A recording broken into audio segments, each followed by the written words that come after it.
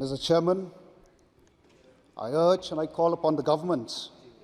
and also the members of this august House to play a role Ki in Khubor enriching Sngewlem Halor ka Jingkhlad no Dr. and Ricky promoting Singkon MP ka Shillong kilanang bun ha kabana du Menteri Rangba du Narendra Modi ka Menteri Platingka ka Nirmala Sitharaman ki Menteri Sarkar India bat kiwe pat ki MP ki lapha ka Khubor Sngewlem jongki lingba ki social media handle jongki